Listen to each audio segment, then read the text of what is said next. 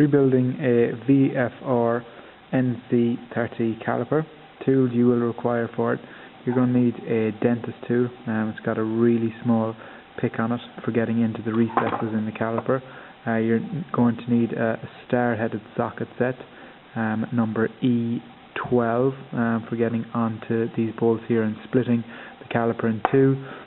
Flat-headed screwdriver for undoing the caliper retaining pin cap.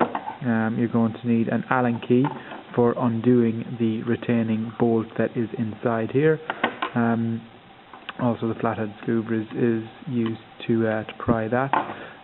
When on reassembly, you're going to need some copper slip, and for cleaning the pistons you are going to need a brush like this, and something which is softer than the calipers themselves. So I'm choosing to use a plastic rigid zip tie for that purpose. And rebuild also requires some red rubber grease, which I don't have to hand at this time, but I will be using throughout the video.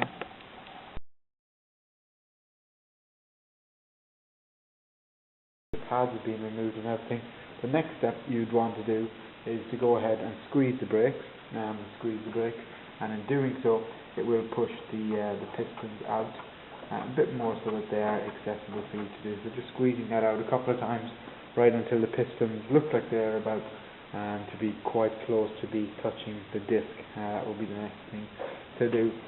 An E12 star socket.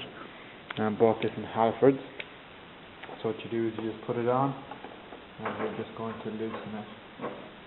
So they are tight, so they will take a bit of effort, but best to do this while it's still on the bike. Crack them off. All you need to do is crack them. You don't need to take them out totally, as if you were, it would leak oil everywhere. So just crack them so that you can remove them. So with the caliper taken off the bike, you can see the corrosion that is in here. Not looking particularly healthy in through there. Right, now with one more start to go, off it comes, and now with all those 4 bolts removed, the caliper will just split into 2 halves. There are 2 very important seals. There's this seal here, and equally importantly is this seal over here. So just literally pop out. One pops out, and the second one will pop out too. Needle nose vice grips. I've put the edges, put on some electrical tape so that it doesn't score or damage the piston. Just close it up, and then what I do is I do a twisting and pulling action. So I twist and I pull, and when you twist and you pull out the way, the piston just pops out like that. And so a withdrawn piston, this is what it looks like. So you can see this is a pretty clean one, but ordinarily you would see black rims of muck around here. But like I said, seeing as I've cleaned this one a couple of months ago, it's looking pretty good. So that is what the piston looked like, and this is what the caliper looks like. So what you have is there is 2 seals. You've got an inner seal which is in here, and you've got going to take those out. Now taking them out is relatively straightforward with this tool that I have here. So the tool that I'm using is this, this dentist type scraper type thing, and all you do is you just put it into the groove just to locate the seal out, and out it comes. That's what the seal looks like. And the important part is the groove that is left behind, which is in here, will have lots and lots of crud in it, and this is the important thing that you really need to clean out very, very well. So you'll be going around the entirety of it with your scraper tool, whatever tool you can lay your hands on, whether that's an Allen key. I'm lucky I have got this dentist type tool. And just scrape all the way around the rim, all the way around the rim, all the way around the rim. Get as much stuff as you can out there. Regularly flush it out with your brake cleaner or your contact cleaner, and just continue to scrape it out. Now this process will take a long time, and you really do need to spend your time when doing this. Make sure you clear all that crud out of there, and then clean it out, like I said, pretty frequently with the brake cleaner, the contact cleaner. They will have some marking on them, like this black rim that goes around here. And as I explained earlier, what we use to clean this is something like a nail brush to clean that all off, and it's not going to score this. And what I am choosing to use is a cable tie. So what the cable tie just does, plastic cable tie, just to scratch all that off there. Together with that, then come along with the nail brush, clean it off with the nail brush as well. Use lots of contact cleaner, lots of rags, a bit of elbow grease, and it should begin to come off all the way around until it's nice and clean and looking a bit like this one here. The red rubber grease that you're going to put into all the grooves. So all you do is get your red rubber grease, take a bit, and then just push it into the grooves all the way around. So the red rubber grease is going into both grooves, into the inner groove and into the outer groove. So just flicking it in with your fingers all the way around, just like that. And once you have done that, then you're ready to put in your seals. Okay, so the bigger seal goes on the inside, so what you do is just push that into the groove.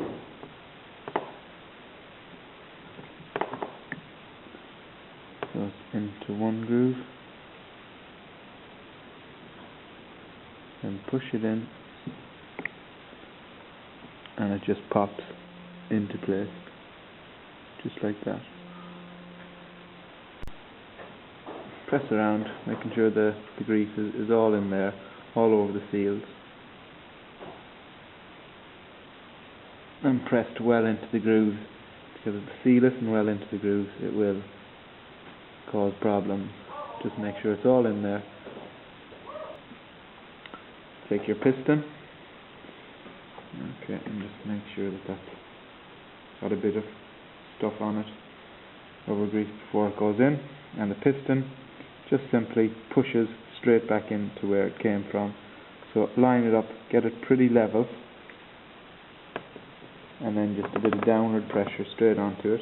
So it's a small bit in there, then a bit of pressure straight across it. So what I'm choosing to use is just plastic implement, just a bit of pressure straight across. So it's straight across there, and just press down, and they slip in.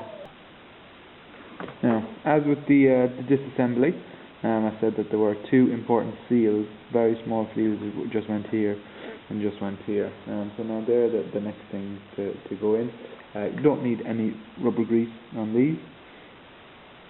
And that seal just pops into its place there, seated in there, and the other seal pops in just down there into its lower part, just like that. And so, get the other half, which I've already done the rubber grease on as well. Put the two halves together. We put the one with the seals down, and the other one facing on top of it. Settle it there, and then just take your star-headed ones that we used the CV socket on earlier. Just put that in.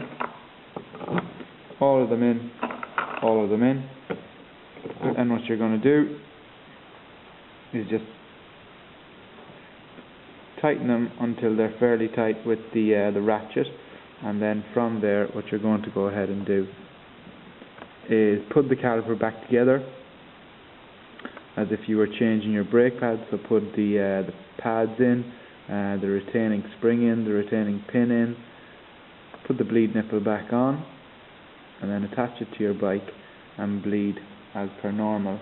And that is how to replace the caliper seals in a VFR NC30 calipers. Thanks for watching.